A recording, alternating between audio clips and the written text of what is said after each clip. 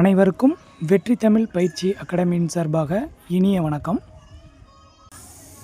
இந்த வீடியோவில் நம்ம எதை பற்றி பார்க்க போகிறோம் அப்படின்னா, நேற்று நடந்த TET paper 1 Tamil answer key தாங்க பார்க்க போகிறோம்.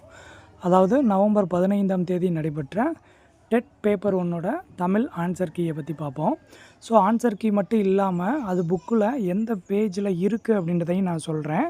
ஸோ நீங்கள் எடுத்து நீங்களும் செக் பண்ணிக்கிறலாம். ஸோ 30 கொஸ்டினுமே நம்ம பார்க்க போகிறோம். ஸோ தொடர்ந்து ஃபாலோ பண்ணுங்கள். முதன்முறையாக நம்மளுடைய சேனலுக்கு வர்றவங்க சேனலை சப்ஸ்கிரைப் பண்ணுங்கள், உங்களுடைய நண்பர்களுக்கும் ஷேர் பண்ணுங்கள், உங்களுடைய மேலான கருத்துக்களை கமெண்ட் பண்ணுங்கள். வாங்க வீடியோக்குள்ளே போகலாம். வாங்க ஃபஸ்ட்டு கொஸ்டின் பாருங்கள். ஃபஸ்ட்டு கொஸ்டின் என்ன கொடுத்துருக்காங்கன்னு பாருங்கள். மற்போர் பற்றிய நிகழ்ச்சி இடம்பெற்றுள்ள நூல் எதுன்னு கேட்டிருக்காங்க. இதுக்கு சரியான ஆன்சர் பார்த்தீங்க அப்படின்னா புறநானூறுங்க. ஆப்ஷன் சி சரியானது. ஸோ இது எங்கே இருக்குது அப்படின்னு சொல்லி பார்த்தீங்க அப்படின்னா 5th செகண்ட் டேர்மில் பேஜ் நம்பர் 28 இருக்குது. நீங்களும் செக் பண்ணிக்கிறலாம். அடுத்தது பாருங்கள், நெக்ஸ்ட்டு கொஸ்டின். சொற்களஞ்சியத்தை பெருக்குவதற்கு துணை புரிவது எதுன்னு கேட்டிருக்காங்க. சரியாங்க. ஸோ இந்த மாதிரியான வினாக்கள்லாம் நம்ம எதிர்கொள்ளணும் அப்படின்னா நம்ம புக்கை நல்லா ரீட் பண்ணியிருக்கணும், நல்லா அண்டர்ஸ்டாண்ட் பண்ணியிருக்கணும். நீங்கள் அதாவது கலை சொற்களா, இன எழுத்துக்களா, இணை சொற்களா, பெயர் சொற்களா அப்படின்னு கேட்குறாங்க.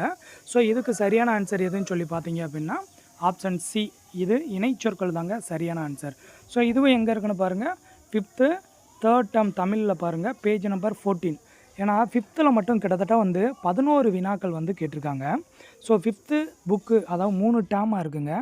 இந்த 3 டேர்மையும் நீங்கள் தெளிவாக படிச்சிருந்தீங்க அப்படின்னா ரொம்ப எளிமையான முறையில் இந்த 11 வினாக்களுக்கும் நீங்கள் ஆன்சர் பண்ணியிருக்கலாம்.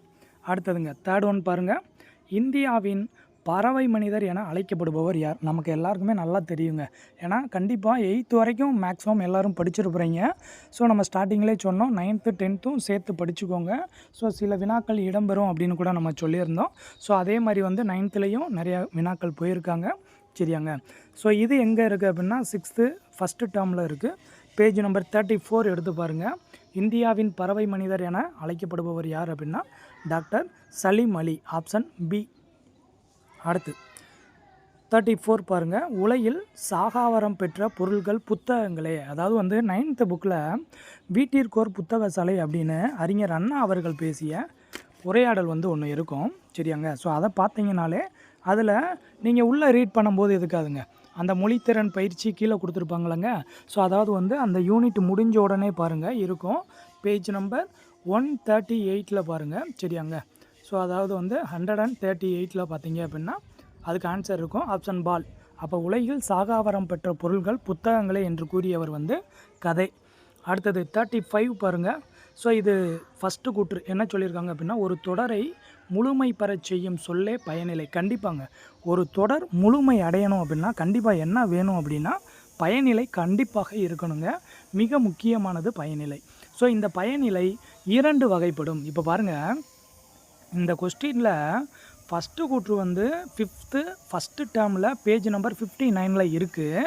ஆனால் அங்கே என்ன பண்ணலை, பயனிலை 2 வகை அப்படின்றது சொல்லலை. சரியாங்க. ஆனால் இதே நீங்கள் 9th தமிழில் ஃபஸ்ட்டு யூனிட்டில் இருக்கக்கூடிய தொடர் இலக்கணம் அப்படின்ற டாபிக் இருக்குங்க.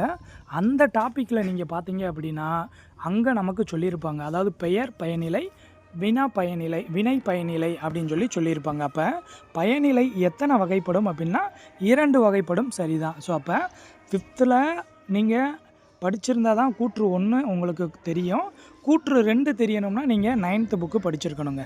ஸோ இதுக்கான ஆன்சர் ஆப்ஷன் ஏ. அடுத்ததுங்க 36 பாருங்கள். தமிழ்நாடு என்னும் சொல் முதலில் ஆளப்படும் இலக்கியம் எது? அப்போ தமிழ்நாடு அப்படின்றது எதில் இதை பற்றி முத சொல்லியிருக்கிறாங்க அப்படின்னா ஆப்ஷன் பாலில் இருக்கக்கூடிய சிலப்பதிகாரம் அப்படின்ற இலக்கியம்தான். சரியாங்க. ஸோ இது எங்கே இருக்குன்னு பாருங்கள், 6th first term page number 9 இருக்குங்க. ஸோ ஒரு பாக்ஸ் வடிவில் கொடுத்துருப்பாங்க. ஸோ கொஞ்சம் தான் நீங்கள் பார்த்து வச்சுக்கோங்க. அடுத்தது 37 பாருங்கள். பாரதி நாள் இன்றடா பாட்டிசைத்து ஆடடா என்று பாடியவர் யார் அப்படின்னா வாணிதாசனுங்க. சரியாங்க. ஸோ இந்த கொஸ்டின் எங்கே இருக்குது அப்படின்னு பார்த்தீங்க அப்படின்னா 5th 3rd டேர்மில் பேஜ் நம்பர் 44 இது இருக்குங்க. ஸோ நீங்களும் செக் பண்ணிக்கோங்க நான் சொல்லக்கூடிய விஷயங்களை. அடுத்தது 38 ஒரு பொறுத்துக வடிவில் நம்ம கொடுத்துருக்காங்க. ஸோ இது ரொம்ப ஈஸியான ஒரு கொஸ்டின் தாங்க. ஏன்னா நீங்கள் பாருங்களேன், ஆக்சுவலாக வந்து பொறுத்துகளில் என்ன எளிமையான முறை அப்படின்னா, ஏதாவது ஒன்று தெரிஞ்சாலே மேக்ஸிமம் நிறையா வினாக்களுக்கு நம்ம ஆன்சர் பண்ணிடலாம். ஸோ இங்கே வனப்பு அப்படின்னா நமக்கு நல்லா தெரியும், அழகு அப்படின்னு சொல்லி சொல்கிறோம். ஸோ அந்த ஒரே ஒரு ஆப்ஷன் எனக்கு தெரிஞ்சாலே போதும். ஸோ அது எங்கே தான் இருக்குது? ஆப்ஷன் ஏல மட்டும்தான் இருக்குது. சரியாங்க. ஸோ அப்போ காய் விடத்து அப்படின்னா என்ன சொல்கிறாங்க? வெறுப்பவர் இடத்து அப்படின்னு அர்த்தம். சாற்றுங்கால் அப்படின்னா கூறுமிடத்து, கண்ணோட்டம்னா இரக்கம் கொள்ளுதல், வனப்பு அப்படின்னா அழகு அப்படின்னு சொல்லி சொல்கிறோம். சரியாங்க. ஸோ அடுத்தது பார்ப்போங்க. ஸோ இது காமனாக இருக்கக்கூடியதாங்க. எல்லா புக்லேயுமே வனப்பு நீங்கள் 4th அதாவது வந்து 4ஆம் வகுப்பு தமிழ் புத்தகத்திலேருந்து 10ஆம் வகுப்பு தமிழ் புத்தகத்து வரைக்கும் வனப்புன்றது எல்லா புக்லேயுமே இருக்குது. ஸோ அதனால தான் நம்ம அதை மென்ஷன் பண்ணலை. சரியாங்க. அடுத்ததுங்க. அடுத்து 39 பாருங்கள். பேசப்படுபவர் அல்லது பேசப்படும் செய்தியை குறிக்கும் இடம் படர்க்கை எனப்படும். சரியாங்க. அதாவது வந்து மூவிடம் அப்படின்னு சொல்லி சொல்லுவோம். தன்மை, முன்னிலை, படர்க்கை. தன்மைனா நம்ம, முன்னிலைனா நமக்கு முன்னாடி இருக்கிறவன், படர்க்கை அப்படின்னா நம்மளை தாண்டி இருக்கிறவன் தான் படர்க்கை. சரியாங்க. ஸோ அப்போ தன்மை முன்னிலை தவிர்த்து மற்றவற்றை குறிப்பது தான் படர்க்கை. இப்போ தான் நான் உங்களுக்கு சொன்னேன். தன்மைனா நம்ம, முன்னிலைனா நமக்கு முன்னாடி இருக்கிறவங்க, படர்க்கை அப்படின்னா நம்மளை தாண்டி இருக்கிறவங்க, அப்போ நம்மளை தவிர்த்து இருக்கிறவங்கள குறிக்கிறது தான் படர்க்கை. ஸோ இதுவும் பார்த்தீங்க அப்படின்னா நமக்கு 10th புக்லையும் இருக்குங்க. ஸோ 10th புக்கில் வந்து டைரெக்டாக கான்செப்ட்டுக்கு போயிருப்பாங்க. ஸோ அதை பற்றியான டீட்டெயில்ஸ் வந்து எங்கே நல்லா இருக்குது அப்படின்னா 5th செகண்ட் டேர்ம் தமிழ் புக்கில் பாருங்கள், பேஜ் நம்பர் 12. ஸோ இதெல்லாம் அழகாக கொடுத்துருக்காங்க. ஸோ இதுக்கான ஆன்சர் வந்து கூற்றும் சரி, காரணமும் சரி. சரியாங்க. ஸோ பாருங்கள். ஸோ ஆப்ஷன் டி, கூற்றும் சரி, காரணமும் சரி. சரியாங்க. ஸோ அது என்பது படர்க்கை ஒருமை. சரியாங்க. அப்போ அது ஓகேங்களா. அடுத்ததுங்க. அடுத்து 40வது கொஸ்டின் பாருங்கள். கூற்று ஒன்று என்பதை குறிக்க ஓர், ஒரு ஆகிய 2 சொற்களும் பயன்படுகின்றன. அதாவது தமிழை நீங்கள் இலக்கணத்தை திறன்பட படிச்சிருந்தீங்கன்னா இதெல்லாம் ரொம்ப எளிமையான ஒரு வினா. சரியாங்க. ஆனால் நிறையா பேர் இதில் ரொம்ப ஸ்ட்ரகிள் ஆகிருப்பீங்க. ரொம்ப ஈஸியான ஒரு வினா தாங்க. அடுத்தது கூற்று 2 பாருங்கள். உயிரெழுத்தில் தொடங்குறதுக்கு ஓர் அப்படின்ற சொல்லை நம்ம பயன்படுத்தணும். உயிர்மை எழுத்து தொடங்குகிற சொல்லுக்கு முன்னாடி ஒரு அப்படின்ற சொல்லை தாங்க பயன்படுத்தணும். சரியாங்க. நீங்கள் ஓர் ஆலயம் அப்படின்னு தான் சொல்லணும். சரிங்களா. ஒரு மணி அப்படின்னு தான் சொல்லணும். சரியாங்க. ஸோ அப்போ உயிரெழுத்தில் தொடங்கினா ஓர் அப்படின்ற சொல்லை பயன்படுத்துங்க. உயிர்மை எழுத்தில் வந்தால் அப்படின்னா ஒரு அப்படின்னா ஒரு நாளைக்கு அப்படின்னு தான் நம்ம சொல்லணும். சரியாங்க. ஸோ அப்போ 2 கூற்றுகளுமே சரிதான். இது எங்கே இருக்குது அப்படின்னா 6th 3rd டேர்மில் பக்கம் எண் 15 இடம்பெற்றிருக்கு. ஸோ பார்த்துக்கோங்க. இதுக்கான ஆன்சர் வந்து ஆப்ஷன் ஏ. அடுத்ததுங்க. இலக்கண அடிப்படையில் சொற்கள் எத்தனை வகைப்படும்? ஸோ அழகாக சொல்லியிருப்பாங்க. இலக்கணம் அடிப்படையில் வந்து சொற்கள் வந்து 4 வகைப்படுங்க. ஸோ இது எங்கே இருக்குது அப்படின்னா அதே 6th 3rd டேர்மில் பேஜ் நம்பர் 13 கொடுத்துருப்பாங்க. ஸோ இதையும் நீங்கள் பார்த்து வச்சுக்கிறணும். அடுத்ததுங்க. 42வது கொஸ்டின். நிறைய பேர் 5th வரைக்கும் படிக்காமல் போயிருந்தால் கண்டிப்பாக இந்த கொஸ்டின் பேப்பர் வந்து உங்களுக்கு ரொம்ப கடினமாக தெரிஞ்சிருக்கும். ஸோ எப்பயுமே பேப்பர் 1க்கு படிக்கும்போது நீங்கள் கம்பல்சரி வந்து 5th வரைக்கும் படிச்சிடணுங்க. ஏன்னா ஒரு கொஸ்டின் பேப்பரில் வந்து கேட்குறாங்க, இன்னொரு கொஸ்டின் பேப்பரில் கேட்க மாட்டேங்கிறாங்க. ஸோ இதெல்லாம் நமக்கு வேணாம். ஸோ நீங்கள் பேப்பர் 1க்கு நீங்கள் காம்படிட்டிவ்க்கு ப்ரிப்பேர் பண்ணுறீங்க அப்படின்னா இந்த எக்ஸாமுக்கு கம்பல்சரி 1 to 5th எந்த கேள்வி கேட்டாலும் உங்களுக்கு தெரியணுங்க. சரிங்களா. ஸோ இது பாருங்கள். வாக்குண்டாம் அப்படின்னு அழைக்கப்படக்கூடிய நூல் எது அப்படின்னா மூதுரைங்க. சரியாங்க. ஔவையார் வந்து ஒரு பாடல் பாடியிருப்பாங்க. ஸோ அந்த பாடலில் அந்த நூல் குறிப்பில் வந்து சொல்லியிருப்பாங்க. ஸோ மூதுரை அப்படின்றது வந்து வாக்குண்டாம் எனவும் அழைக்கப்படுகிறது அப்படின்னு சொல்லியிருப்பாங்க. இது எங்கே இருக்குது அப்படின்னா 5th 1st டேர்ம் தமிழ் புக்கில் பேஜ் நம்பர் 25 இருக்குது. செக் பண்ணிக்கோங்க. அடுத்ததுங்க. அடுத்த கொஸ்டின் பாருங்கள். கனியிடை ஏறிய சுளையும் முற்றல் களையிடை ஏறிய சாரும் பனிமலர் ஏறிய தேனும் அப்படின்னு அழகாக என்ன பண்ணியிருப்பார் பாவேந்தர் பாரதிதாசன் வந்து பாடியிருப்பார். ஸோ இது பார்த்தீங்க அப்படின்னா 5th 1st டேர்மில் ஃபஸ்ட்டு பாடலே இது தாங்க. சரியாங்க. பேஜ் நம்பர் 1 எடுத்து பாருங்கள். இதுதான். ஸோ ஆன்சர் வந்து ஆப்ஷன் டெல்லி புரட்சிக்கவிஞர் பாரதிதாசன். அடுத்ததுங்க. அடுத்த கொஸ்டின் பாருங்கள். மனுநீதி சோழன் நீதி தவறாத மன்னர் என்று போற்றப்படுகிறார். கண்டிப்பாங்க. நீதி தவறாத மன்னர் மனுநீதி சோழன் தான். காரணம் இளம் வயதில் முதியவர் போல் வேடமணிந்து சரியான தீர்ப்பை வழங்கினது இவர் அப்படின்றது கிடையாதுங்க. சரியாங்க. ஸோ அப்போ இளம் வயதில் முதியவர் போல வேடமணிந்து சரியான தீர்ப்பு வழங்கிய சோழ மன்னன் வந்து கரிகால பெருவளத்தான். அதாவது கரிகால சோழன் தான் கல்லணையை கட்டினாருங்க. அந்த கல்லணையை கட்டிய கரிகால சோழன் தான் வந்து என்ன பண்ணார், இளம் வயதில் முதியவர் போல் வேடமணிந்து. ஸோ இந்த மாதிரி வினாக்கள்லாம் எதிர்கொள்ளும் போது நம்ம ஏமாந்துடக்கூடாது. ஆகா ரெண்டுமே கரெக்டு தானே அப்படின்னு சொல்லிடக்கூடாது. ஸோ நல்லா லிங்க் பண்ண தெரிஞ்சுக்கணும். ஸோ இதுக்கான ஆன்சர் வந்து ஆப்ஷன் பாலில் இருக்கக்கூடிய கூற்று சரி, காரணம் தவறுங்க. அடுத்ததுங்க, திருக்குறளின் பெருமையை உலகறிய செய்தவர் எல்லாருக்குமே நல்லா தெரியும், ஜியு போப். இதுவும் எல்லா புக்லேயுமே இருக்குங்க. ஸோ அதனால தான் நான் மென்ஷன் பண்ணலை. ஸோ திருக்குறளின் பெருமையை உலகறிய செய்தவர் யார் அப்படின்னா ஜியு போப். அடுத்தது பாருங்கள். ஸோ இதுவும் பாருங்கள், வாயில் இலக்கியம் என்று அழைக்கப்படும் சிற்றிலக்கிய வகை எதுன்னு கேட்டிருக்காங்க. ஆப்ஷன் சியில் இருக்கக்கூடிய தூது. ஸோ இது எங்கே பார்க்கலாம் அப்படின்னா நம்ம 9th புக்கில் தமிழ் வீடு தூது அப்படின்ற ஒரு பாடல் இருக்கும். ஸோ அந்த பாடலில் கொடுத்துருப்பாங்க. பேஜ் நம்பர் வந்து 12 இருக்கும். ஸோ நீங்கள் கொஞ்சம் இதை ரெஃபர் பண்ணிக்கிறனுங்க. ரொம்ப ரொம்ப முக்கியமானது. சரியாங்க. வாயில் இலக்கியம், சந்து இலக்கியம் இப்படிலாம் வந்து தூது வந்து அழைக்கப்படும். சரியாங்க. அடுத்ததுங்க, இணைப்பு சொல் அல்லாதது எதுன்னு கேட்டிருக்காங்க. ஸோ எதிர்மறையான ஒரு வினா. ஸோ இணைப்பு சொல் எதுன்னா ஓகே, இணைப்பு சொல் அல்லாதது எது அப்படின்னா 5th செகண்ட் டேர்மில் பேஜ் நம்பர் 35 இருக்குங்க. ஸோ இதில் ஆப்ஷன் சியில் இருக்கக்கூடிய அப்படி இல்லாவிட்டால் அப்படின்ற வார்த்தை மட்டும் அதில் இடம்பெறலை. ஸோ அதுக்காக தான் 47வது வினாவுக்கு ஆப்ஷன் சி கொடுத்துருக்குறேன். சரியாங்க.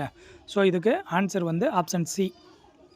அடுத்தது, சிலர் வந்து ஆப்ஷன் டி அதாவது மட்டுமே அப்படின்னு சொல்லி சொல்கிறாங்க. ஸோ மட்டும் அப்படின்ற வார்த்தை வந்து அதில் வந்து மென்ஷன் பண்ணியிருக்காங்க இணைப்பு சொல்லா. ஸோ நீங்கள் ஏனெனில் அப்படின்னு தான் இருக்குது. அப்போ இங்கே ஏனெனின் அப்படின்னு இருக்குது. ஸோ அப்போ தவறு அப்படின்னு நம்ம சொல்ல வந்தோம் அப்படின்னா ஏனெனில் தானே வரணும்.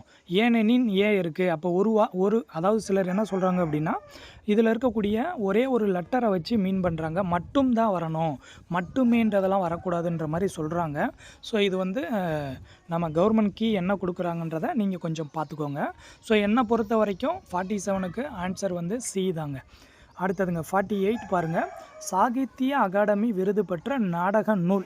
இதெல்லாம் வந்து நீங்கள் என்னதுங்க, நீங்கள் படிக்காமல் போனாலே வந்து அழகாக வந்து என்ன பண்ணியிருக்கலாம், இதெல்லாம் வந்து ஆப்ஷனை ஒமிட் பண்ணியே நீங்கள் ஆன்சர் கண்டுபிடிச்சிருக்கலாம். திருவிளையாடல் புராணம், மூதுரை, நாலடியார் இதெல்லாம் என்னங்க நாடகமாங்க, இதெல்லாம் வந்து ஒரு செய்யுளுங்க. சரிங்களா. ஸோ அதை வச்சே அழகாக என்ன பண்ணியிருக்கலாம், இதெல்லாம் வந்து ஆப்ஷனில் வராது. ஸோ இதுக்கான ஆன்சர் வந்து ஆப்ஷன் சியில் இருக்கக்கூடிய பிசிராந்தையார். ஸோ இது யார் அப்படின்னா பாவேந்தர் பாரதிதாசன் அவங்களுடைய நாடகம். ஸோ இந்த நாடக நூலுக்காக சாகித்ய அகாதமி விருது வந்து பாவேந்தர் பாரதிதாசன் அவங்களுக்கு வழங்கப்பட்டிருக்குங்க. இது எங்கே இருக்குது அப்படின்னா 9th தமிழில் பேஜ் நம்பர் 132 இருக்கும். இதையும் கொஞ்சம் நீங்கள் ரெஃபர் பண்ணிக்கோங்க. அடுத்த கொஸ்டின் பாருங்கள். கூற்று என்ன சொல்கிறாங்கன்னு பாருங்கள். பேசுவோரை குறிப்பது தன்மை. சரி, அங்கே காரணம் யான் என்பது தன்மை பன்மையை குறிக்கும் அப்படின்னு சொல்லியிருக்காங்க. ஸோ இதுவும் நமக்கு 5th செகண்ட் டேர்மில் பேஜ் நம்பர் 12 and 13 சொல்லியிருக்காங்க. ஸோ பேசுபவரை குறிப்பது தாங்க தன்மை. இப்போ நான் உங்கள்கிட்ட பேசிக்கிட்டு இருக்கேன், நான் தான் தன்மை. சரியாங்க. அப்போ யான் நான் அப்படின்றத தான் யான் அப்படின்னு சொல்லி சொல்கிறோம். அப்போ யான் அப்படின்றது தன்மை ஒருமையை குறிக்கும். சரியாங்க. பன்மை அப்படின்னா யாம் அப்படின்னு தான் சொல்லணும். யாம்னா நாம் அப்படின்னு அர்த்தம். சரியாங்க. அப்போ இந்த இடத்துல யான் அப்போ நான், அப்போ யான் அப்படின்றது தன்மை ஒருமையை தான் குறிக்கும். அப்போ இதில் என்ன ஆன்சர் அப்படின்னா ஆப்ஷன் ஏ, கூற்று மிகச்சரி, காரணம் தவறு. சரியாங்க. அடுத்தது பாருங்கள், 50வது வினாவை பாருங்கள். மாசு என்னும் பொருள் தராத சொல் எது. இதுவும் ஒரு எதிர்மறை வினா. ஸோ மாசு எனும் பொருள் தரக்கூடிய சொல் எதுன்னு கேட்கலாம், எது தராத சொல்னு கேட்டிருக்காங்க. இதெல்லாம் ரொம்ப ஈஸி. அழுக்குனா நமக்கு தெரியும் மாசு, கசடுனா மாசு, தூய்மை இன்மைன்னு இருக்காங்க. அப்போ அங்கே தூய்மை இன்மைனா என்னங்க அர்த்தம், ரொம்ப அழுக்காக இருக்குன்னு அர்த்தம். ஸோ அப்போ இதில் எது வந்து மாசு என்னும் பொருள் தராத சொல் அப்படின்னா தூய்மை தான் இதுக்கான ஆன்சர், ஆப்ஷன் ஏ. அடுத்ததுங்க 51 பாருங்கள், ஒரு பொறுத்துக வடிவு. ஸோ நான் முன்னாடியே நான் சொன்னது தான். ஸோ இதில் பாருங்கள், பாரதியார் அப்படின்றது குயில் பாட்டு, பாரதிதாசன் அப்படின்றது வந்து தமிழ் இயக்கம், அடுத்தது வாணிதாசன் அப்படின்றது கொடிமுல்லை, திருமுருகன் அப்படின்றது என் தமிழ் இயக்கம். ஸோ இதுக்கான ஆன்சர் வந்து ஆப்ஷன் டெல்லி. அடுத்ததுங்க, கையிலே அடங்கும் பிள்ளை கதை 100 சொல்லும் பிள்ளை அது என்ன? ஒரு விடுகதை நமக்கு கேட்டிருக்காங்க. ஸோ இந்த விடுகதை நமக்கு எங்கே கொடுத்துருக்காங்க அப்படின்னா ஃபஸ்ட்டு டேர்மில் சரியாங்க. அதாவது 3ஆம் வகுப்பு முதல் பருவத்தில் பாருங்கள், பேஜ் நம்பர் 30 எடுத்து பாருங்கள். ஸோ கிட்டத்தட்ட வந்து ஒரு 8லேருந்து ஒரு 10 விடுகதை கொடுத்துருக்காங்க. அதில் இருக்கக்கூடிய ஒரு விடுகதையை தான் நமக்கு கேட்டிருக்காங்க. ஸோ இதுக்கான ஆன்சர் வந்து ஆப்ஷன் டெல்லி புத்தகம் சரியாங்க. அப்போ கையிலே அடங்கும் பிள்ளை, கதை 100 சொல்லும் பிள்ளை எது அப்படின்னா புத்தகம் தாங்க. அடுத்தது 53வது வினா. நிறையா பேர் இந்த வினா வந்து தவறு பண்ணியிருக்கிறதா சொன்னாங்க. தமிழ் 3000 என அழைக்கப்படக்கூடிய நூல் வந்து திருமந்திரம் தாங்க சரியாங்க. ஸோ திருமந்திரம் இது எங்கே இருக்குது அப்படின்னா 8th தமிழ் பக்கம் எண் 169 இந்த வினா வந்து இடம்பெற்றிருக்கு. ஸோ நீங்கள் கொஞ்சம் நல்லா பார்த்து வச்சுக்கிறணும் சரியாங்க. அடுத்ததுங்க 54வது. கற்றோருக்கு மட்டுமே விளங்குபவை, இலக்கியங்களில் மட்டுமே பயின்று வருபவை. ஸோ இது எது அப்படின்னு கேட்டிருக்காங்க சரியாங்க. ஸோ இதெல்லாம் வந்து நம்ம கிளாஸ் எடுக்கும்போதே அழகாக நிறையா பேருக்கு சொல்லி கொடுத்துருக்குறோம். என்ன அப்படின்னா கற்றவர்களுக்கு மட்டும்தான் தெரியும். 3 அப்படின்னா 3ன்னு அர்த்தம். கரெக்டு தானேங்க. இப்போ 3 டைம்ஸ் இதை எழுதிட்டு வாங்க அப்படின்னு நீங்கள் உங்கள் ஸ்டூடெண்ட்டுக்கு சொல்கிறீங்க. அப்போ என்னங்க அர்த்தம்? படித்தாளுக்கு தானங்க 3னா 3ன்னு தெரியும். ஸோ அப்போ கற்றவர்களுக்கு மட்டும் விளங்கும், இலக்கியங்களில் மட்டும் வர்றது 3 சொல். அதான் ஆன்சர் சரியாங்க. ஸோ சிம்பிளாக ஒரு ஷார்ட்கட்டு. ஸோ படித்தவங்களுக்கு மட்டும்தான் 3னா விளங்கும். அப்போ கற்றவர்களுக்கு மட்டும் விளங்கக்கூடியது, இலக்கியங்களில் மட்டும் பயின்று வரக்கூடியது எது அப்படின்னா 3 சொல். ஸோ இது எங்கே இருக்குது? நம்ம 7th செகண்ட் டேர்மில் பேஜ் நம்பர் 19 பாருங்கள், இதுக்கான ஆன்சர் கொடுத்துருக்குறாங்க சரியாங்க. அடுத்ததுங்க 55 பாருங்கள். ஞாயில்கள் என்று அழைக்கப்படுபவை எது? ஞாயில்கள் என்று அழைக்கப்படுபவை அம்பு எய்தும் நிலையங்கள் தாங்க ஞாயில்கள் சரியாங்க. இது எங்கே இருக்குன்னா 5th தேர்ட் டேர்ம் தமிழில் பேஜ் நம்பர் 35. ஸோ பேஜ் நம்பர் 35ல் நீங்கள் லாஸ்ட்டாக பார்க்கணும். ஸோ அரண்மனை வாயில்கள் ஞாயில்கள் என்றும் அழைக்கப்படுகின்றன அப்படின்னு சொல்லியிருப்பாங்க. ஸோ சிலர் ஆன்சர் வந்து அரண்மனை வாயில்கள்னு சொல்கிறாங்க. தவறுங்க. இது நம்ம ஸ்கூல் புக்கில் அழகாக இருக்குது. ஸோ நீங்களும் செக் பண்ணிக்கோங்க சரியாங்க. அடுத்ததுங்க அசைநிலை இசைநிறை பொருளில் வருவது எது அப்படின்னு கேட்டிருக்காங்க.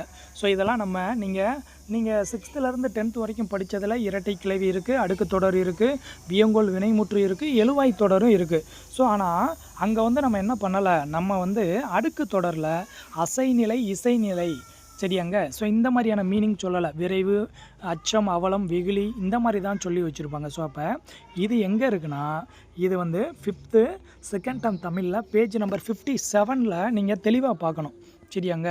ஸோ உள்ள ஒரு பேரா மாதிரி கொடுத்துருப்பாங்க, அந்த பேரால் இது கொடுத்துருக்குறாங்க சரியாங்க. இந்த லைன் கொஞ்சம் நல்லா பார்த்து வச்சுக்கிறோம். ஏன்னா நீங்கள் விரைவு, அச்சம், வெகுளி இந்த மாதிரிலாம் சொன்னால் அப்படின்னா நீங்கள் எளிமையாக அதை அடுக்கு தொடர் அப்படின்னு கண்டுபிடிச்சிருவீங்க. அப்போ அசைநிலை இசைநிறைன்னு கேட்டால் நீங்கள் நிறையா பேர் படிச்சிருக்கிற மாட்டீங்க.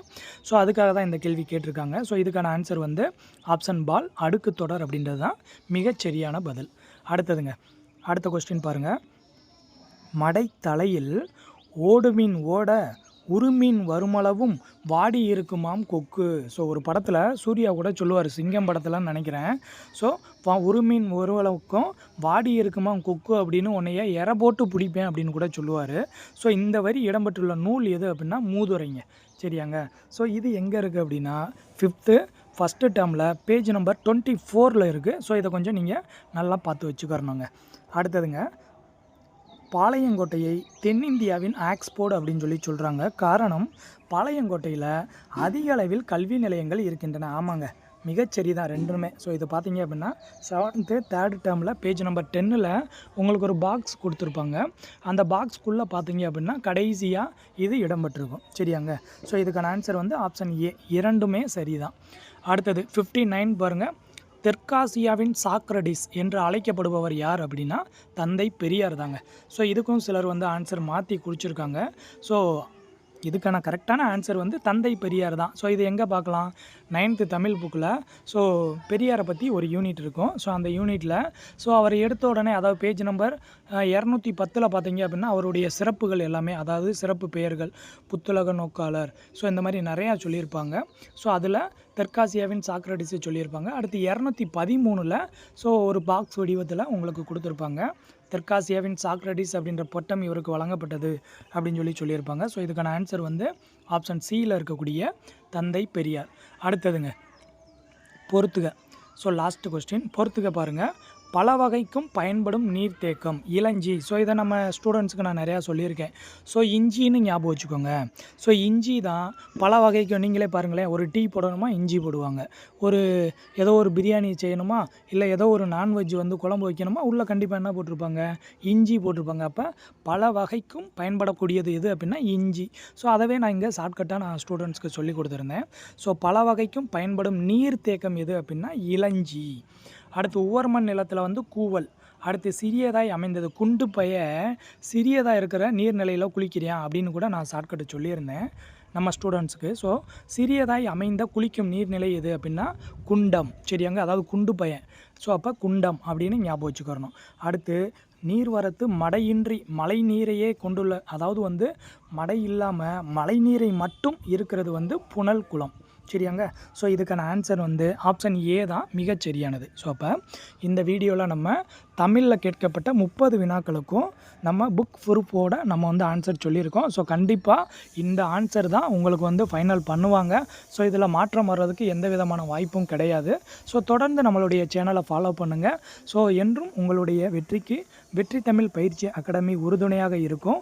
ஸோ நம்மளுடைய சேனலை முதன்முறையாக பார்க்குறவங்க ஸோ கண்டிப்பாக நம்மளுடைய சேனலை சப்ஸ்கிரைப் பண்ணுங்கள், உங்களுடைய நண்பர்களுக்கும் ஷேர் பண்ணுங்கள். ஸோ உங்களுடைய மேலான கருத்துக்களை கமெண்ட் பண்ணுங்கள், தொடர்ந்து ஃபாலோ பண்ணுங்கள்.